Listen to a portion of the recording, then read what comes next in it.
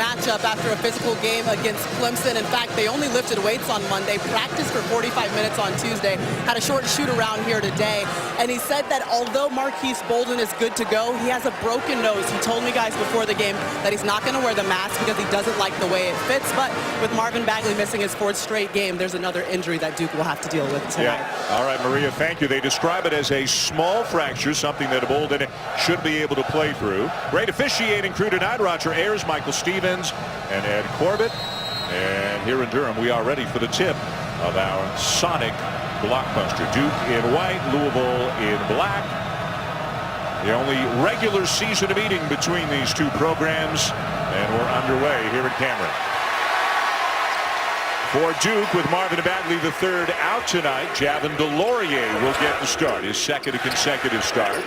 Javon Duval misses the 3, and Ray Spalding down with a rebound for Louisville. Adell started out the game guarding Grayson Allen. That puts a lot of length and athleticism on Allen out front. And Duke, as you said, Jay, they are in the zone. They've become almost exclusively a zone team here at this point of the season. Louisville does a really nice job dissecting it. B.J. King with the bucket. Well, great pass into Anas Mahmoud, who's 7 feet tall and an excellent passer in the middle. And you can see Duke trying to stay with Louisville shooters. They are more concerned with perimeter shooting from Louisville and making threes out of the zone than they are initially at Anas Mahmoud in the middle. Yeah, Louisville played Syracuse earlier this season, and in the last 6-7 minutes of the game with Mahmoud in the middle, they did some nice things offensively. Knocked away by Duval. And numbers now for Duke. It's going to be a wide open look for Trent. Well, that's the guy you want taking threes early on the game for Trevon Duval. Been 2 threes taken, and that's not a strength of his. He's shooting under 30% for 3 on the season. Both these teams in ACC play, their numbers just about mirror one another on both ends of the floor. It's really remarkable. The big difference is rebounding. Mahmoud with a turnover, and Duval with a flush. Both Duval and Allen very aggressive in the top of that zone and looking for steals. They're long. They're both athletic. And these are 2 pretty darn good steals teams, both near the top of the ACC, at least in ACC games. Mahmoud gets a touch at the elbow. Bounce pass into Spalding off the side of the backboard. Rushed that one. Wendell Carter was right there, but 2 bigs, when it goes to the elbow, the other elbow dives to the basket. That's tough for the zone to guard. What a nice driving layup by Grayson Allen. In years past, when Grayson Allen, he's always been a fearless driver, but in years past, he would spend a lot of time on his back. And this year, he has been much more in balance when he's driven. Goes into contact, gets to the free throw line, finishes plays much better. Mahmoud with the screen, King the kick, Snyder the shot fake, and the pull-up off the back of the iron. And rebounding may be the biggest factor in this game. Louisville has not rebounded well on both ends of the floor. A hot start for Grayson Allen, just as he had against Clemson over the weekend. 17 first-half points in a hard-fought win for the Blue Devils over the Tigers. Well, he's just a different player over the last 3 games. Giving him the ball and moving him to the point has, I don't know whether it's re-energized him, but he's been totally different. 22 points a game the last 3. Spalding gets right into the paint and lays it in with the left hand. Well, Wendell Carter Jr. had to pick. He had along the baseline Anas Mahmoud, and then when Ray Spalding caught it there, if he came up, he was going to drop it down. If not, Spalding was able to shoot it. Spalding has had a terrific year. Rebounding numbers way up. Good defensive year as well. Carter, a lot of dribbling, and he'll turn it over. 4-on-3 Louisville. Good pass. Well, that pass was made because Ray Spalding ran the floor so hard. And the defense had to go with him. That left B.J. King wide open. Long stretch without a whistle here in the opening minutes of the game. Gary Trent Jr., who is having an incredible stretch, shooting the 3, comes into this game 44 for his last 77 from beyond the arc. It's almost like he never misses. He's averaging just about 50% from the field. In ACC play, it's remarkable how well he shoots the ball. Adell tries to answer at the other end. Spalding, a nice rebound, but then an errant pass. I don't know what he was doing. Just corral the ball. Allen rejected by Anas Mahmoud, one of the best shot blockers in the nation. Good pass. And wow. The finish and the foul for Spalding. What a spectacular pass by Quentin Snyder, and then the finish by Ray Spalding. Quentin Snyder just knows how to play. Okay, the 2013 National Championship, the 2012 Final Four, those banners have come down. That championship has been vacated. 123 wins have been stricken from the record. Your thoughts on the process, the penalty, and the situation as a whole? Well, I'm not surprised. The rules changed years ago in appeals. It was very unlikely that Louisville was going to be successful in its appeal, and that's what the NCAA does. You know, when there's ineligible players used, they vacate wins, they vacate banners. They do. There's the first championship that's ever been vacated in men's basketball, but it was predictable. It's still sad and really unfortunate. We could certainly talk about the policy of vacating wins and whether it's an appropriate deterrent, but it is not a surprising result given the way the NCAA operates. Let's get more from Maria Taylor. Well, Della Ding told me that he got an email about noon to let him know that they were going to be meeting about whether or not these wins were going to be vacated. And he said immediately coaches wanted them to know that it has nothing to do with them. In 2013, they were not even there. And right now, this team is trying to play with the bunker mentality and enjoy being on the road, being away from Louisville for a while, and realizing that this decision does not dictate the way their season ends, guys. And it's a fair point. Coach Padgett, David Padgett, made that point to us today, that it doesn't directly involve any of these players. And maybe getting on the court and getting a game to play is a slight reprieve for the current group of Louisville Cardinals, but this is a final decision. That banner is down. That championship is vacated. The appeal has been denied. Meanwhile, the big dunk by Wendell Carter Jr., and it is 12-6 for the Blue Devils. It's off an offensive rebound. Right now, Duke is dominating the glass at both ends of the floor. And that's really the biggest issue for Louisville in this game. Can Louisville rebound with Duke? Because Louisville's not rebounded well all season long. McMahon with a steal and a lead pass ahead to V.J. King, who brings the Cardinals back within 4. Louisville is very long and they're very athletic, and they do a nice job protecting the rim. It's really, Dan, I think surprising that Louisville's not been a better rebounding team. That's usually been a strength of the Cardinals, and this year it has been a weakness. They are not that bulky up front, but as you mentioned, they are incredibly long, especially Mahmoud and Spalding. And Dingadell as well. Yeah. I think that was a pass from Trent to Bolden, but Bolden didn't know it. Got to keep an eye on this guy. McMahon, a sharpshooter, tries to throw one over the top, and it's out of bounds.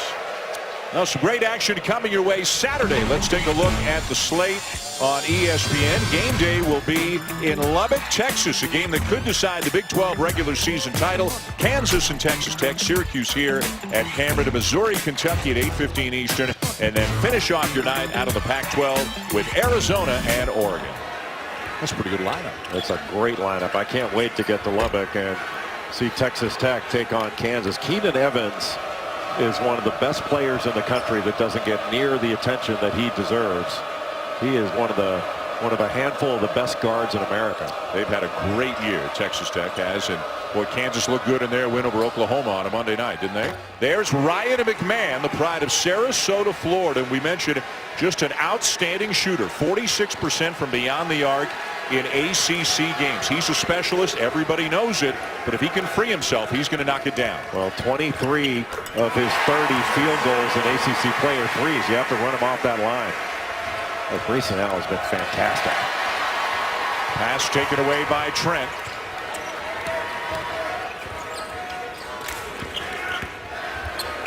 Carter with a drive. Tough shot.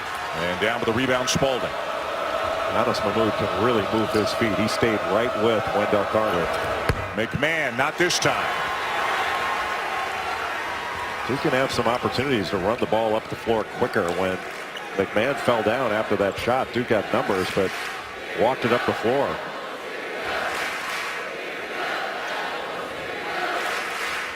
Louisville, for the most part, has been a man-to-man. They went one possession to zone, and they can switch from zone to man. Great outlet pass. And it sets up a 2-on-1, and Spalding, no foul call, got it back and lays it in. Ray Spalding has played very well all season long, but especially of late. His last 4 games coming into this game, 22 of 35 from the field, 63%. Had 18 points, 12 rebounds against North Carolina. He was by far the best player for Louisville that day. And Carolina beat him by 17 in Louisville. Carolina with another road win tonight at Syracuse just before us as Carter gets another slam. Mahmoud just sold out there, tried to go for the steal and gave up the dunk. Sometimes you just got to stay behind. If you can't stop it from getting in there. That is a low percentage steal opportunity for Anas Mahmoud. Duke staying in the zone. Turnaround by Adele. Well, that was really well run. Ray Spalding stepped out. Anas Mahmoud along the baseline, and then Deng Adele just shot right into the lane from the left side, and there was nobody there to pick him up. That was a good overload by Louisville. And again, they had a chance to play Syracuse earlier, so they saw 2-3 for the entire game there. So they knew what they were going to see coming into this one. Allen about 4 steps behind the line. Grayson Allen is absolutely on fire. Nice pass. McMahon. Spalding the kick to Adele.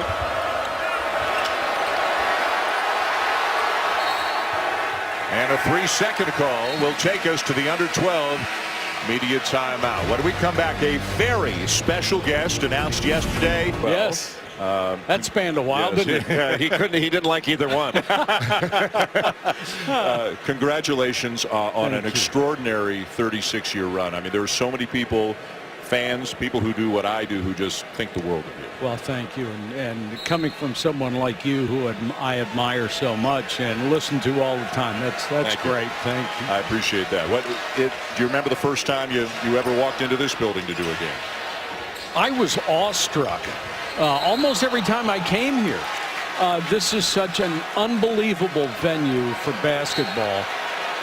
It is one of the last surviving places where they're not going to change it because they love it the way it is. Right. What, you could build a 30,000 seat stadium here and you'd sell it out immediately, but they're not going to do that. This is Duke. This is the way it's supposed to be in their mind, and it's just special. There was a great piece about you on SportsCenter. Rhys Davis narrated it, some of the highlights of your career. Was so nice. It was terrific. Is there, I know this is a tough question to ask, but is there one moment of your career that stands above all others, just being in the moment?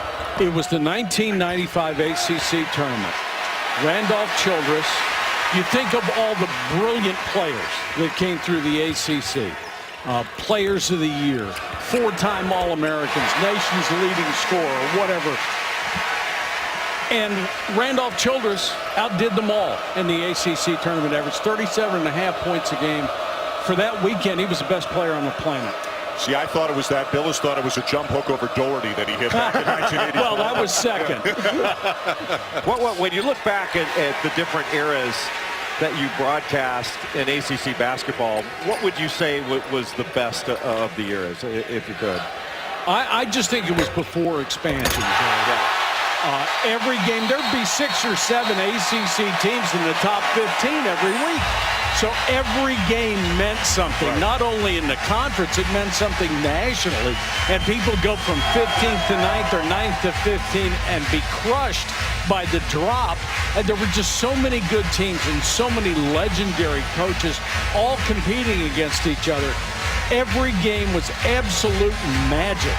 I remember sitting in my dorm room watching you broadcast a North Carolina game in Cole Fieldhouse in Maryland.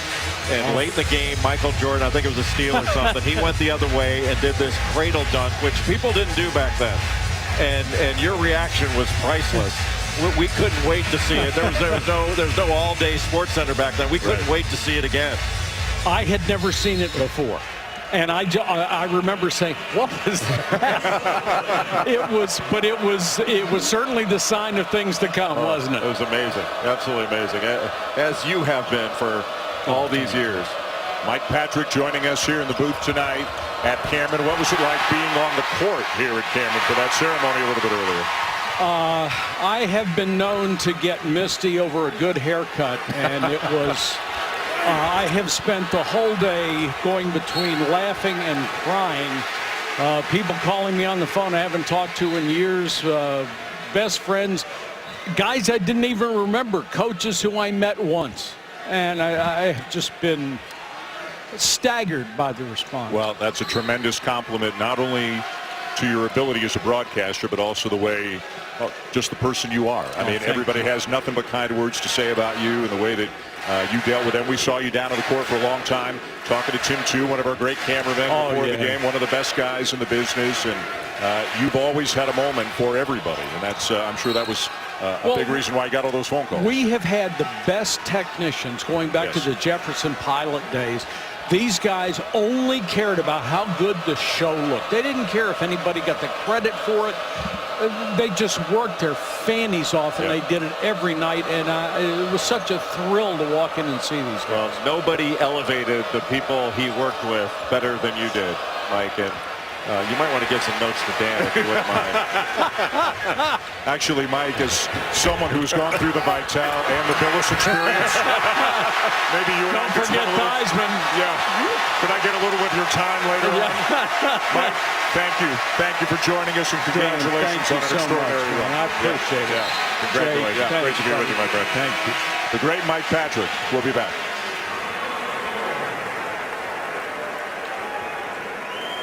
You're a brave man, Mr. Stevens.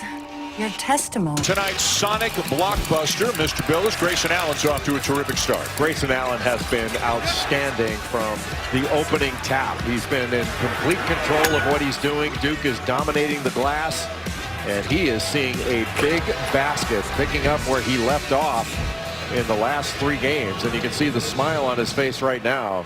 He is in a totally different rhythm now than he was in the first 11 ACC games.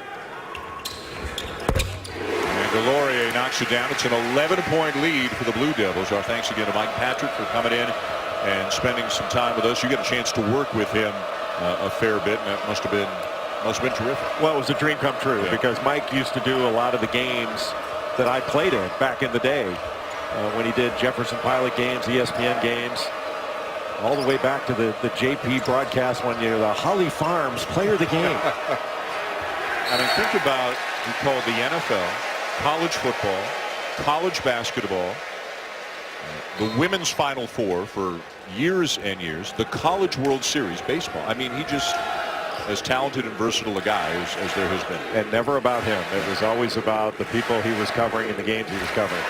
2-3 zone now for Louisville. And they are long and athletic in this zone, and it can go to man. Sometimes there'll be a trigger. It may go inside. They go to man. Late in the clock, they go to man.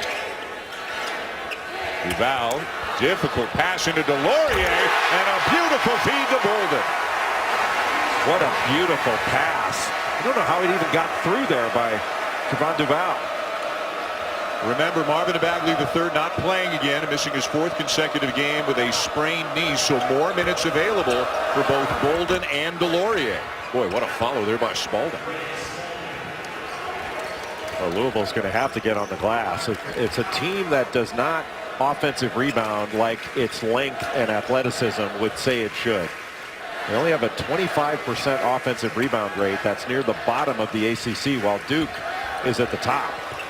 Duval for 3. Well, that's his 3rd 3 of this game. And he's not a prolific 3-point shooter. He's taken a lot of them. Just 27% on the season. It's still a little bit odd to see Duke go to a 2-3 zone every time. It's like Syracuse South. And the foul's going to go on Delorier. Well, Trayvon Duval is 2nd now in the ACC in assists. That was just a bullet. It was thrown like almost like a quarterback would throw a pass that only the receiver can catch, can't be picked off. That thing was almost rising, and a really good catch by Javon Delorier, and another good pass by him. That's one of those that Duval threw that I think should be, I would like in basketball for there to be a hockey assist, the pass that leads to the assist. You must like Canadians can get into that, can't they? Nothing gets us revved up like the hockey assist. The hockey assist. 8th turnover committed by Louisville already. It's been turnovers and rebounding that's really hurt Louisville in this game thus far. Cardinals are 18-9 on the season. They're 8-6 in the ACC. They've got wins at Florida State, at Notre Dame. They've beaten Virginia Tech, but they could really use another win or 2 over teams that look like they're headed to the NCAA tournament. Yeah, it is not a done deal that Louisville's in the NCAA tournament. See, Joe Lunardi's got them as a 10 right now. They don't have any really ugly losses, but they could use a couple more nice quality wins. And the good news, I guess, about being in the ACC is you're always going to get a chance to pick up a quality win because of how good the league is, but it's not going to be easy to get it. And the ball's gone into the middle of the zone. Here's another really good play getting the ball inside. Wendell Carter Jr. is a big-time player. A big-time player. When he spins, goes to that jump hook over his right shoulder. One, that is not an easy thing to execute. He's got great post moves. The only thing that I think from watching from afar that he could do a better job is make a quicker move. Once he gets the ball, I don't think he needs to pause for poise all the time. You know where the defense is and attack it right away. He's got a terrific jump hook over both shoulders. He's got a turnaround jumper. He's got a great touch. He can shoot it from 3. And he's just scratching the surface of how good he's going to be, and he's awfully good now. A little more space in there for him without Bagley out with a knee injury again. If Carter didn't play with the Bagley, everybody in the country would be going, oh my God, look how good this Carter guy is. But Bagley's almost overshadowed him just a little bit.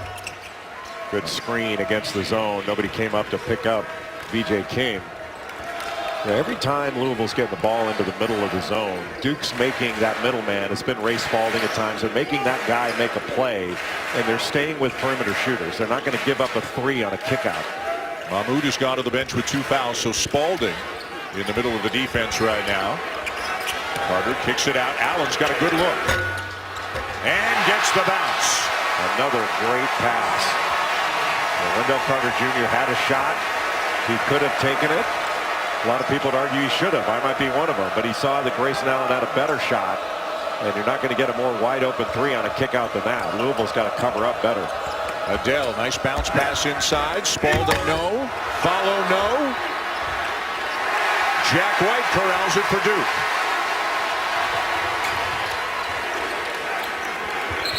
Carter working hard inside, and it winds up with Malik Williams getting called. The zone that Louisville's playing.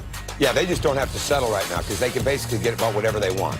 And that's when they're at their best. And Louisville's got to match up and keep making the next pass, try to knock down a couple outside shots. Dan, Jay, back to you guys. All right, Adnan, thank you. We'll look at tonight's game. It's a 15-point lead for Duke. One of the reasons Louisville turnover prone. Another reason Duke getting on the offensive glass and capitalizing on those opportunities.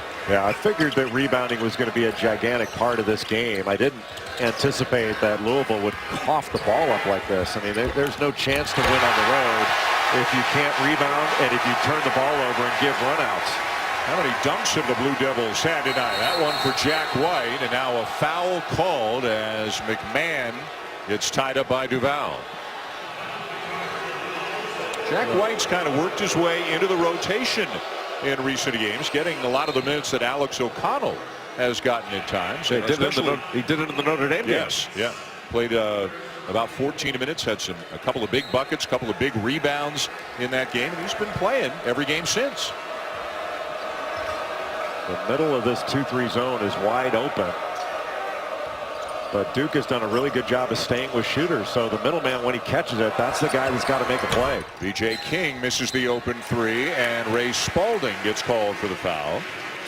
Tip off your weekend with an NBA Friday doubleheader, 8 Eastern. The Timberwolves in Houston to take on the Rockets. And then at 10:30 Eastern, it'll be the Mavericks and the Lakers from Los Angeles. Coverage begins with NBA Countdown at 7 o'clock on ESPN and, of course, on the ESPN app. Don't you think Kyle Kuzma of the Lakers, who played at Utah, he's got to be the biggest steal of the draft? I think so, yeah. I mean, think about Kuzma, Pirtle, and DeLon Wright, all doing well in the NBA and all played for Utah at the same time. Did you say Utes? The Utes. 15-point lead, Blue Devils. They've won 3 in a row, all without Bagley. Duval, his 4th attempt gets it to go. Both he and Allen have used a lot of the rim on a 3-pointer and have seen it go down. And right now, Louisville cannot get stops. They can't get rebounds. And they're turning the ball over at a crazy high rate. A couple of challenges defensively, and the Cardinals can't convert. Back come the Blue Devils. And Louisville's just not strong with the ball. They're getting their mitts on it, but not keeping it. How good is this guy? He's got everything. Absolutely everything. You know, Duke is starting to look like a team that can win this whole thing. Last 3 games, they're showing it. Second chance opportunities, and then Grayson Allen has been spectacular in this ball game to start. Louisville very cold from the perimeter as well. Duval. Great look to Trent. Now Carter with a mismatch on King. Turns it over.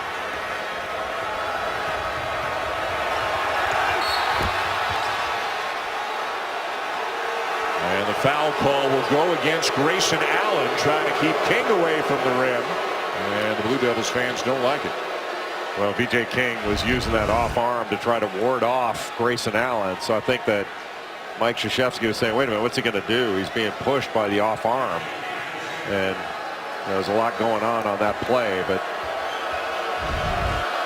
Louisville's got to get something going. They got to get stops first. I mean, to give up 42 points at this point in the game, that's a lot of points to give up. A concern for Louisville, having lost 4 of their last 6, trailing here tonight. If you look at their schedule over the next couple of weeks to finish off the regular season, they go to Virginia Tech. Hokies are playing well, picked up a nice win over Clemson tonight. Then they're home to Virginia, and then they go to Raleigh to finish up the regular season against the Wolfpack. That is not an easy stretch. Not at all. And the numbers in ACC play for Louisville are good overall, except for one, and that's the rebounding number. And it's surprising that a team this athletic is getting beaten so badly on the glass. I mean, North Carolina really crushed Louisville on the glass, especially the offensive glass. Carolina with another win tonight, went up to the Carrier Dome. Syracuse made a run at him in the second half, but the Tar Heels held them off, and Carolina simply playing their best basketball of the season. They are 11-5 right now in the ACC and are rounding into form nicely for Brooklyn. Well, remember, they were 5-5 on February 8th when they played Duke. And I think that North Carolina in that game really found something. They started playing at another gear. Think the rematch will be any fun? I think it always is, isn't it? A week from Saturday, here. Was that a rhetorical question? Into the final minute of the first half that's been dominated by Duke. Even though Grayson Allen missed that, he shot a really good ball there. The rotation was beautiful. A block by Carter. And another one, but they'll call it a goaltend, so count the bucket.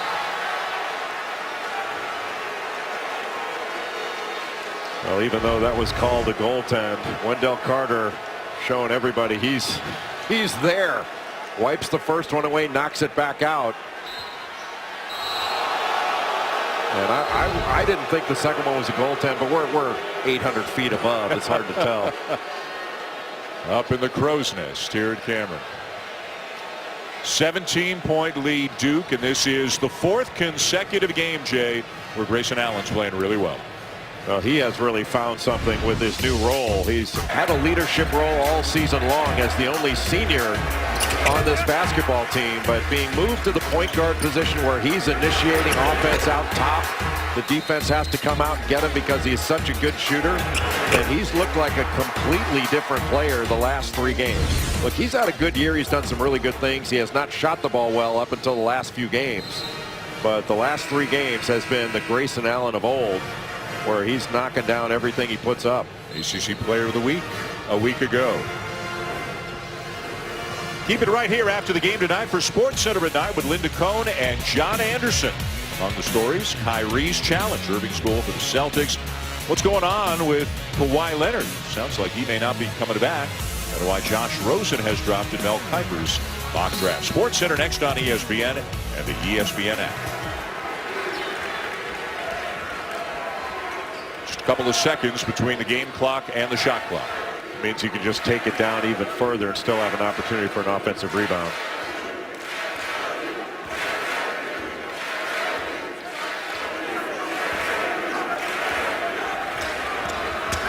Drive by Allen. Trying to get it up top to Carter, and both Carter and Allen are saying that ball was deflected. But the officials don't have anything. They don't say that they saw that, so it'll be Louisville ball. Yeah, they made the call. There's no review until the last 2 minutes of the game, not the half. King for 3. And that'll bring the first half to a close, dominated by the Blue Devils, especially after the opening minutes, and they will go to the half up by 17 on Louisville. We'll send it to the Alfa Romeo halftime report with Adnan and the guys after these messages. Frank, quite one-sided in the first half. It's a 17-point lead here to Cameron for the Blue Devils. Dan Schulman, Jay Billis, Maria Taylor with us as well. Welcome back to Durham. And what were the keys for Duke to take such a big lead? Well, Duke did a really good job defensively. I know they shot 51%. Grayson Allen had 13, 10 for Wendell Carter Jr. But the defense was really the difference in the game. They put some full court pressure on. They did a really nice job in their 2-3 zone of staying with shooters. And Louisville was just not strong with the ball in the first half. They turned it over 8 times. That led to runouts. They didn't rebound well. They had the ball in their hands a number of times, didn't keep it. And Louisville had opportunities in the lane near the rim, and they weren't able to finish plays. I don't think Louisville would have the lead under any circumstance with how they play, but if they were stronger, they would be a heck of a lot closer in this one. Let's get a courtside report now. Here's Maria. Well, Dan, Coach Padgett just grabbed his entire team together and said, all I want for the next 20 minutes is all-out effort. Coming out of the locker room, he said there was an alertness and an attention to detail on the defensive end that was certainly missing, so he wants to see that in the second half. And I asked about Dangadell only having 2 points in the first half. He said his offense will come. He doesn't want to stress him right now. Maria, thank you. Ready now for the start of the second half of our Sonic blockbuster. Louisville with the first possession. Also not much of a contribution to the first half from Anas Mahmoud either. He struggled against Carolina in Louisville's last game. Adele for 3 and a good start for the Cardinals. A much better zone offense, getting the ball along the baseline, kicking it out to Adele, who was ready to shoot the ball. And Adele's so long and athletic. He had 20 points in his last outing. He missed a couple games with an ankle injury. And he's a really good player. He's got to put points on the board in order for Louisville to have a chance. Dangadell averages about 16 a game. That was his 40th 3 on the season. But he passed the ball in and then moved and was ready to shoot when he caught it. And now that he's knocked one down, if you close out to him, he can use a little shot fake, go by you. The 2-3 zone again for Duke. They've been in it all night long. Follow not there for Mahmoud. And again, the ball was right there for Anas Mahmoud, and just didn't go get it. And a little surprised that Dangadell, when he made that drive, he took the shot going away from the basket. His drive was taking him to the sideline. He shot the ball going that way instead of just stopping and going up. Trent splits the defense. Couple of opportunities for the Blue Devils, and they are going to get another possession. And Louisville just, for some reason, can't seem to grab the ball on the defensive glass. It's really unusual. You know, they've always been a good rebounding team, and this year, for some reason, they have not been. 18-footer Duval. He's taken a lot of what I would call questionable shots. It's not that Duval can't make those shots, but they're not the shots you would want him taking. Quentin Snyder, kind of a quiet first half for the Cardinals as well. They're floor general, and I mean, for them to be good, it goes without saying. Guys like Snyder and Adele, they've got to play well. No question. Really, the most consistent players that they've had all season long. Dangadell has been pretty consistent. And then Ray Spalding at the free throw line has been really consistent throughout the course of this season. There you see the Saturday lineup. We'll be out in Lubbock for Kansas, Texas Tech. And right after our game, it'll be Syracuse here against Duke. And if you like both teams playing zone for 40 minutes, we got a game for you on Saturday. Of course, Mike Krzyzewski and Jim Boeheim coach together. Coach Boeheim, an assistant on Mike Krzyzewski's staffs with USA Basketball. And one of the reasons I think this zone is working so well for Duke is, one, they're very long, they're very athletic, but it does a great job, the zone, of positioning the big guys under the basket and positioning help.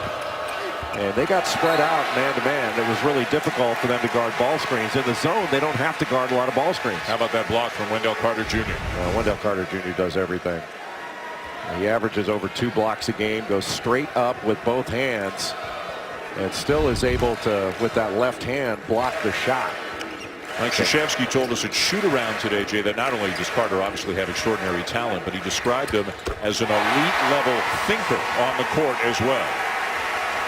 He's a really smart person, let alone smart basketball player. And they're on that wing, little handoff action with Grayson Allen. He's so difficult to defend off that. They ran that a lot early in the season using Marvin Bagley III making that handoff. Another miss from in close for the Cardinals. Yeah, there's so many close-in misses, and that gets deflating after a while, especially on the road. When you can't score, there's the shoot behind. It's too easy. I mean, he is so hard to guard right now because he is knocking down seemingly every open shot. He's got the shot, the drive. If you go under, he shoots behind. If you're late, got a quick trigger. A layup for Spalding. Grayson Allen now has 85 points in his last 4 games, and he's got better than 16 minutes to add to those totals. Lob in for Carter, caught underneath the bucket, and a foul on Mahmoud. Here's a little wing handoff. And Grayson Allen coming off for the handoff, then able to turn the corner as his defender runs right into Wendell Carter Jr. And you've got to step up. If you step up, he'll be able to just drop it off, and then just coming right behind. If you go under at all, he's just going to turn and pull up. You know, shot preparation is so good, but his confidence level's off the charts right now. Let's go down to Maria. So, Dan, Coach K said that Grayson's last 3 games, he's been playing more instinctively, where in the beginning of the season, he was really worried about making sure the freshmen were comfortable, and he's thankful that Grayson's come on late, and he doesn't think that it would have worked if it was all about the freshmen in the very beginning. So now it's working out because he's playing the way he has played in the past in this Duke uniform. Yeah, really, Coach K has given Grayson Allen the keys to the car in the last 3 games, now 4 games, and said, do your thing. It's not just about facilitating. You can look to do that if you're feeling it, and he's feeling it right now. Or the team this young, Coach K gave Grayson Allen the keys to the minivan. But these youngsters are pretty darn good. And he's knocked down 5 threes in this game tonight. He's got a game-high 21 points. Does a great job of moving as the ball was being driven baseline by Duval. He did a great job of relocating toward the corner. Then when B.J. King turned around, all of a sudden Grayson Allen's not there. And that little stretch of time is what gave him the opportunity to get off that shot. And just, he's been so good the last 3 games coming into this one. So now we have to say 4 games, even though there's plenty of time to go in this one, because he's been outstanding yet again in 25 minutes of action. He's got all 8 of Duke's points here in the second half. The 5 threes tonight give him 263. One more, he ties Bobby Hurley for 6th. He's going to wind up with more than 2,000 points in his career. And most importantly right now for these Wooden Watch and Collins section of Alabama, one of the 20 late season Wooden Award candidates. He is the only SEC player on that list right now. And one of the terrific freshmen and terrific point guards across the country this year.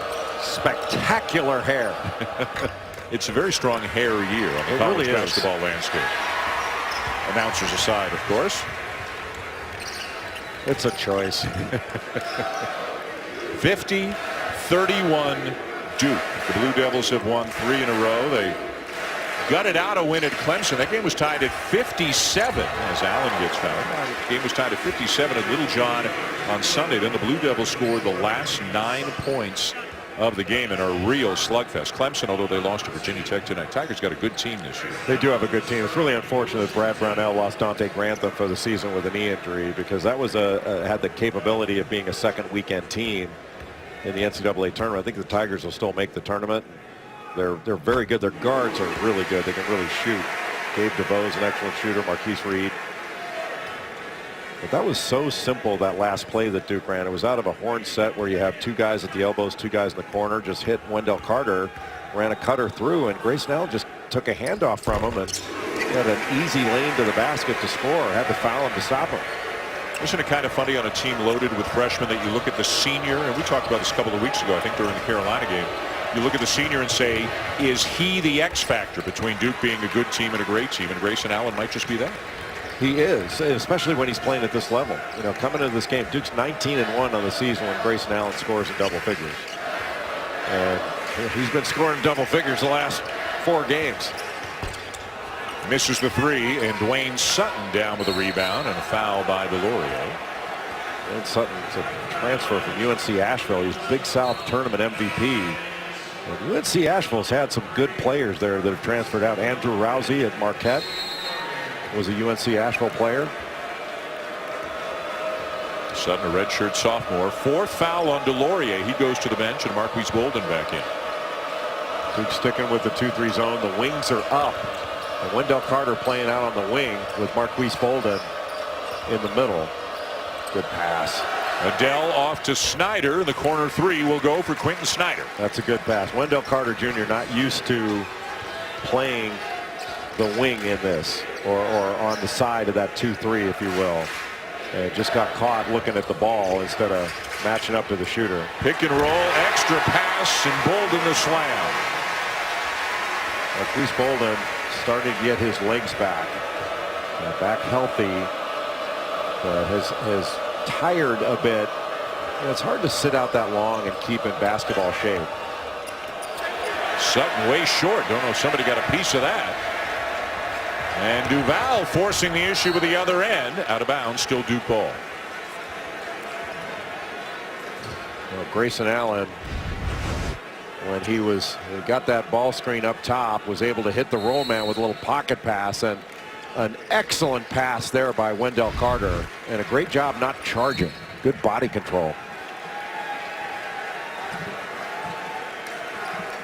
Carter will put up the scoring and the rebounding, but it's the blocks and the passing.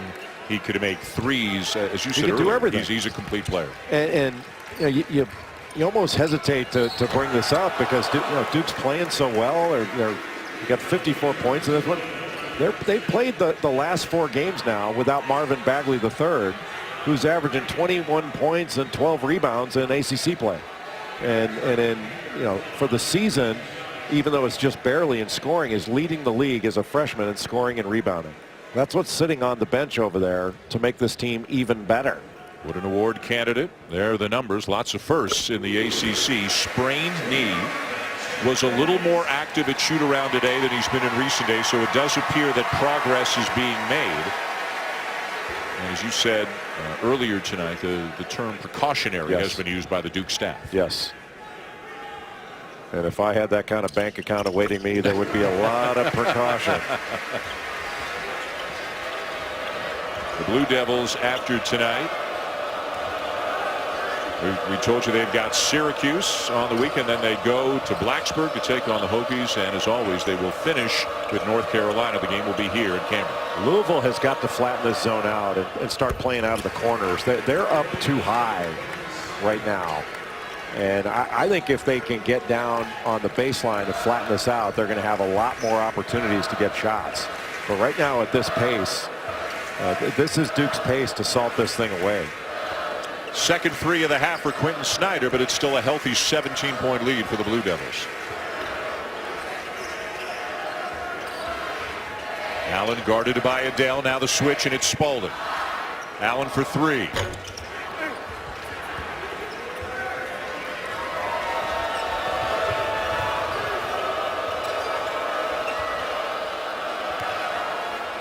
Open look in the corner, but the three not there for Darius Perry, the freshman from Powder Springs, Georgia. Well, there it was. Just along the baseline, there's some openings. And they moved the ball. Louisville did. Got a wide open shot. Perry just didn't knock it down. And, boy, Perry is so quick and athletic, and he's a very good on-ball defender. Right now, having to chase Gary Trent around. Still Duke ball. Perry and the rest of the freshmen for Louisville not getting a ton of minutes in this game. We've seen Perry sparingly. We've seen, I don't know if we've seen Jordan Wara yet tonight. Yeah, he was in the first half when Mike Patrick was with him. Yep. Allen, another one. Duke runs the same alignment out of bounds underneath, and they run different things out of it. And because the alignment's the same, the defense doesn't really know what's coming. Oftentimes when you run different alignments, your scouting report will let the players know, hey, in this alignment, this is what they're doing. Duval fouled and heading to the free throw line. Will step aside. Duke is up 20. Out of that three along the baseline alignment, You know, Grayson Allen comes from the top, got a screen, and he is always ready to shoot. Having a great game.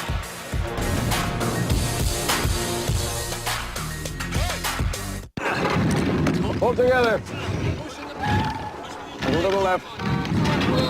2 in a row, and don't look now, but look who's sitting on top of the Big 12 standings. And if Kansas can win in Lubbock on Saturday, they'll be 2 up with 2 to go, and they will clinch at least a share of their 14th consecutive regular season championship. Just remarkable.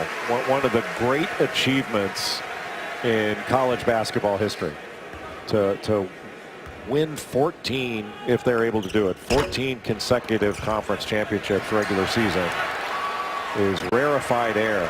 And I know people are going to say, wait a minute, UCLA won national championships in addition to winning the, back then it was a Pac-8. But this is a new era. And for Kansas to do what they've done is really a remarkable achievement. They put up 104 on Oklahoma on Monday. Granted, the Sooners are really struggling right now, but 104 is 104. It is, and that ball looked like it was in the bucket when it was thrown up there. Spalding will get credit for it. Snyder the assist. But you had to think with Kansas, if you can't get the Jayhawks this year, when are you going to get them? You know, they seem so vulnerable this year, but that is one. There's a championship DNA in that team, especially with a guy like Devontae Graham, who, you know, I think will wind up being the Big 12 Player of the Year. As great as Trae Young has been, I think voters are going to honor not only great play but winning and great play. Who's the National Player of the Year? Who's it going to be? Is it wide open now? I don't know. I'd say it's wide open. Like, look, I've said for weeks and weeks now, I think it's Jalen Brunson of Villanova. I don't think anybody's been better than Jalen Brunson. You know, he is shooting well over 50. I think he's shooting 54% from the field, the lefty. And, you know, he's averaging like 19.5 points per game. He's leading his team in assists. He's an excellent defender. You know, Villanova takes such great, they do such a great job getting matchups and exploiting those matchups, especially Brunson. Like, he can post a guard, go one-on-one in the post. Duke with that 1-2, 2-3 quarter court pressure back into the 2-3 zone.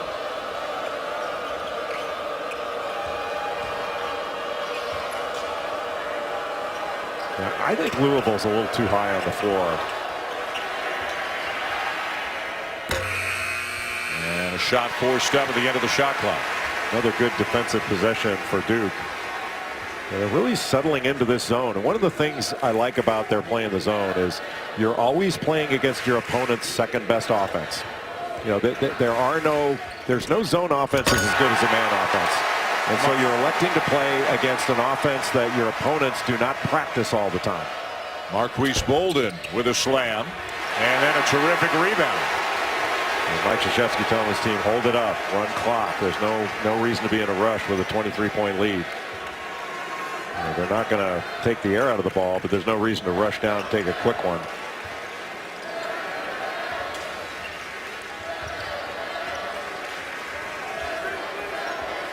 Allen coming off a couple of screens. Duval with the ball. The shot clock down to 6.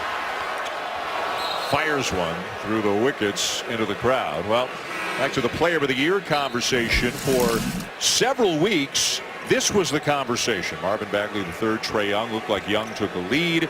Now Young has struggled by his standards. Has not shot the ball nearly as well recently as he did earlier. You mentioned Brunson. If winning is valued, Brunson's got to be in the conversation.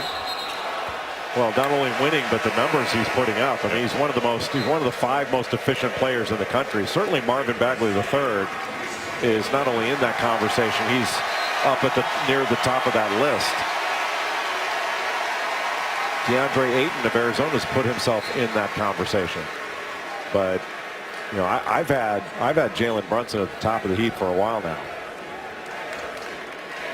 You know, I do think even though Trae Young has struggled, you know, he has still done so many good things. I mean, you know, there's been some diving off the bandwagon because his team has hit the skids. How do you stop that guy? He's ridiculous. He's so good. He's ridiculous. Yeah. It's hard to believe that some of these players are 19 years old. They're going to be wealthy 20-year-olds. Snyder, long look out to King. Adele with a challenge three. Spalding with a follow. Well, Ray Spalding has a lot of ability. I think he's got the ability to be a special player. He's starting to show that on a consistent basis at the highest level. His rebounding has been excellent all season long. He's scoring at a much higher clip this year. Great fake. And great block by Spalding. And then a challenge inside into Mahmoud with a hard foul.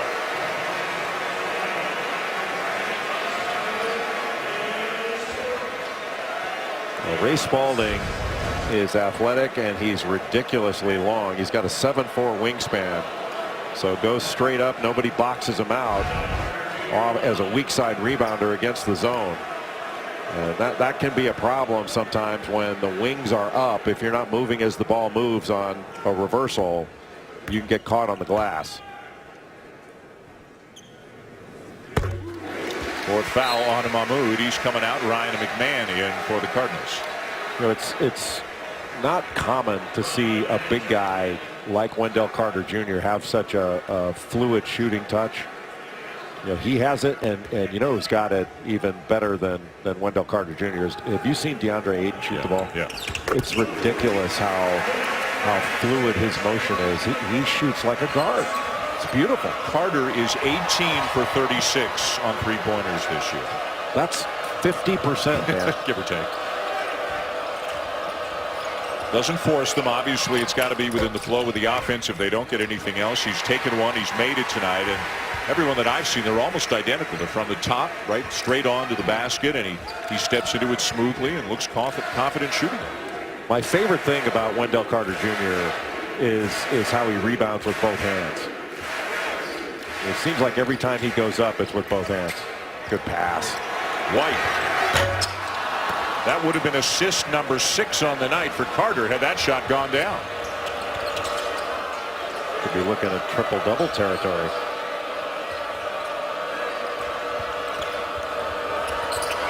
Snyder off to Spalding. And Duke ball. Nice save by White. Smart decision to pull it back out. O'Connell with a shot fake, a drive. Carter with a slam.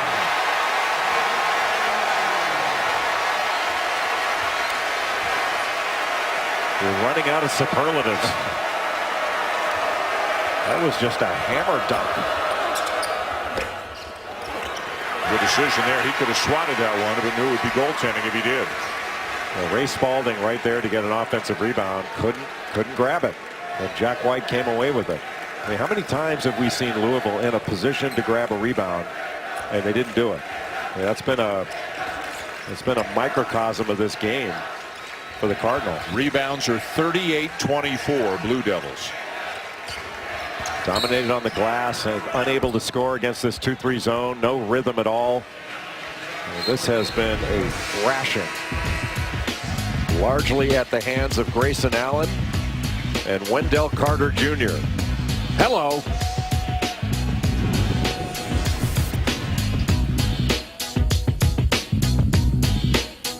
Gatorade G2, half the sugar with all the electrolytes. After that game, and Auburn all over Alabama, 90-71. Bruce Pearl right now is living in the moment. Dan? All right, Dan, thank you. And Auburn comfortably out in front of the SEC standings. Look at the mishmash in the middle there with 5 programs at 8 and 7. You had some nice, speaking of the SEC, you had some nice things to say about Andy Kennedy in your online column today. Andy Kennedy did a great job at Ole Miss. Won over half his games in the SEC. He's the only coach in Ole Miss history to have done that. And his run there was very, very successful. And look, you know, everybody's got it. We've all got shelf lives. And sometimes it's time to move on for a school, for a coach. But if anybody's looking for a really good coach, one, Tom Crean is available and sitting in the studio, and he is a great coach, and I think so is Andy Kennedy, late of Ole Miss now. Duke is now up by 29 as they turn it over again. The Cardinals do, but then the Blue Devils give it right back. Yeah, one of the few errors in judgment.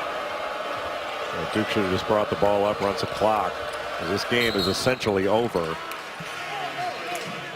Spalding into Sutton and a chance for a three-point play. So if you're Louisville, where do you go from here? I mean, still 6 minutes to go, but they're down by 27. This will drop them to 18-10, 8-7 in the conference, and they got to go to Virginia Tech on Saturday, then come home to face Virginia after that. Well, I think the last 6:08 of regulation, they just want to show some fight. You don't want to wave the white flag in this, even though the outcome seems like it's determined. And I think it is determined. But you can find something this last 6 minutes. Put something together where you feel a little bit better about yourself. This has not been a good night. It's been a bad couple of days for Louisville, period. But for this team in particular, it has not been a good night. When you look at Joe Lunardi's bracketology, 4 programs have separated themselves from the rest. Virginia Tech with a nice win tonight, so they will likely move up. You could have some, say quarterfinal games, even second-round games in Brooklyn at the ACC tournament, where teams could conceivably be fighting for their postseason lives. Their at-large lives, if you will. O'Connell, nice pass, and DeLaurier travels.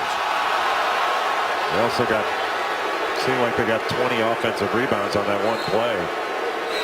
Grayson Allen missed a couple wide open shots, which he's not done all game long. And Mike Krzyzewski not particularly pleased with the focus of his team over the last minute or so. Duke has 12 offensive rebounds. Louisville has 18 defensive rebounds. So Duke is getting 40% of their misses. And for David Padgett's liking, that's just way too high. You just can't give up that high a percentage on the defensive glass. Well, that's about the average that Duke's had all year. They've been in the high 30s and one of the best offensive rebounding teams in the country. And they're doing that in this game, though, without Marvin Bagley III, who averages 4 offensive rebounds. Another Louisville turnover. But Javin DeLaurier's come into this game, and actually in the last couple games, this one he had 6 rebounds in the first half. A game against Clemson, he had 10 rebounds in that game. So he's played some really solid minutes in Marvin Bagley's absence. 8 rebounds in 18 minutes tonight for DeLaurier. Slapped away by Sutton, and recovery by DeLaurier. But Adele will get the follow to go and draw the foul. It's been a sloppy couple of minutes for both teams. But Javin DeLaurier is really athletic. That was a terrific block, and then Dangadell picks up the rebound off the floor. But Dwayne Sutton went in. But when you're trying to avoid a shot block, you got to go right into the chest of the shot blocker. Number 5 on DeLaurier, but he'll get a nice hand as he comes out.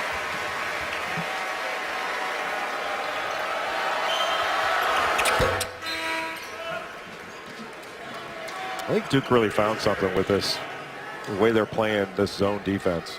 I mean, they've been really good defensively the last 3 games. The numbers say they've been really good the last 12 games, but a number of those games, I think 4 of those games were against Pittsburgh, Wake Forest, and so there were some numbers in there that you'd say, well, wait a minute, that might not hold true against everybody, but the last 3 and then into this one, the defense has been so effective, the way they're mixing full court pressure back into the zone, the length of it, and they've rebounded really well out of it. Giving up an average of just 59 points per game. Their last 3 wins against Georgia Tech, Virginia Tech, and Clemson, and on pace perhaps for giving up around 59, maybe even less than that tonight against Louisville. And they were giving up in the mid-70s before that. David Padgett has done a very good job with this team. It has not been easy with all that has gone on at Louisville in the past 4 or 5 months.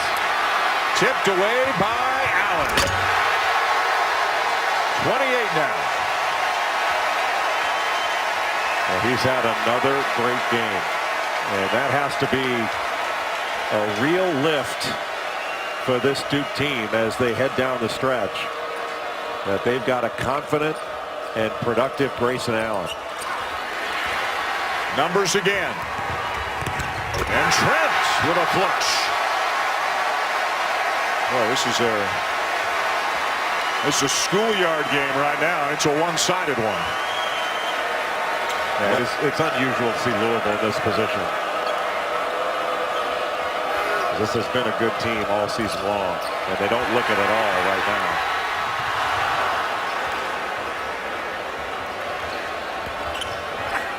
Adele. Perry for three.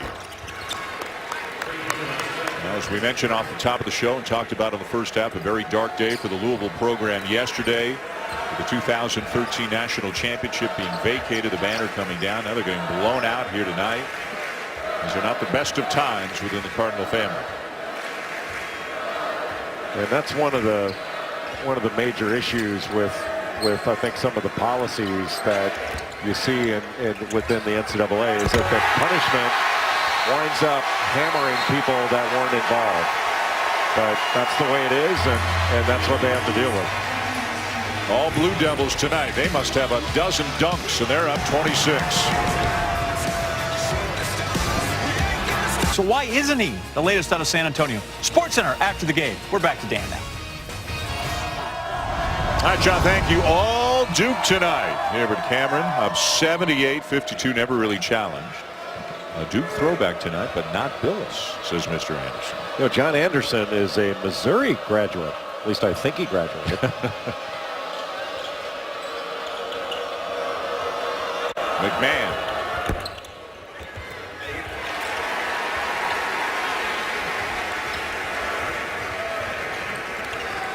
Jordan Goldwire, the freshman from Norcross, Georgia, getting some minutes here at the point here to close this one out. Well, Jordan Goldwire is a good shooter. He's strong. You know, the Duke coaches didn't really see him play in person in high school. They saw him on tape, needed an extra guard. They've been very pleased with his progress. He's a good player, playing behind a lot of good players. Anas Mahmoud with his first points of the night. Louisville wearing those throwback uniforms. They didn't wear black back in 1983, but this is the 35th anniversary of the 1983 Louisville Final Four team that had the McRae brothers and Milt Wagner, Billy Thompson, Charles Jones. That was a great team. That came in here and beat Duke. That's why they are wearing these throwback uniforms tonight. Lancaster Gordon was on that team. They were called the Doctors of Dunk. For good reason. Yeah, we found out that night. It was good reason. Yeah. Saturday, we'll be in Lubbock for a Sonic blockbuster. Number 8, Kansas. Number 6, Texas Tech. Huge one of the Big 12. And at 6:15 Eastern, right here in Durham. It'll be Duke hosting Syracuse. Both games on ESPN and the ESPN app.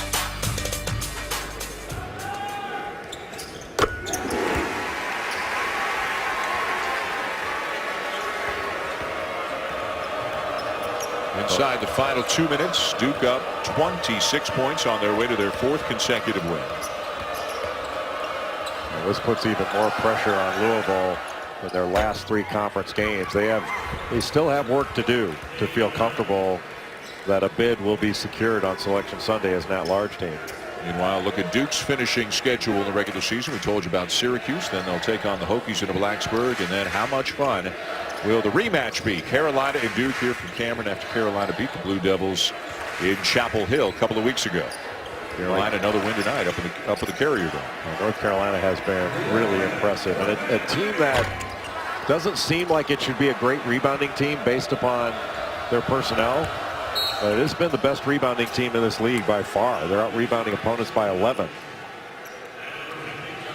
Do you think John Anderson meant Grant Hill when he was talking about a throwback Dookie? He should have, because Grant Hill, there's not been a better person that's ever come out of this program than Grant Hill. And he's a finalist for the Naismith Basketball Hall of Fame.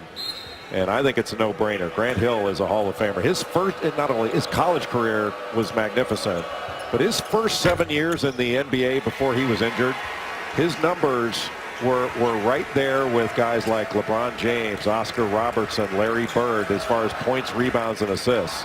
Like Grant Hill, before he had a long career, even injured, but before he was injured, he was one of the great players in the history of the game. Absolutely. Golden. And yet another dunk. It adds another dimension to this Duke team to have a big guy that can move and perform on the glass, take up space like Marquise Bolden. He's getting more and more confidence as the as he gets more and more playing time.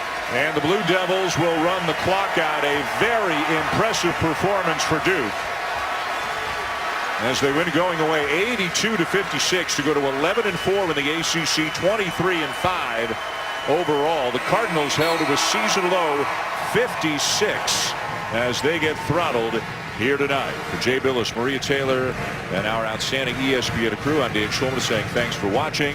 It is time now for SportsCenter. Coming up next, so long from Durham, North Carolina.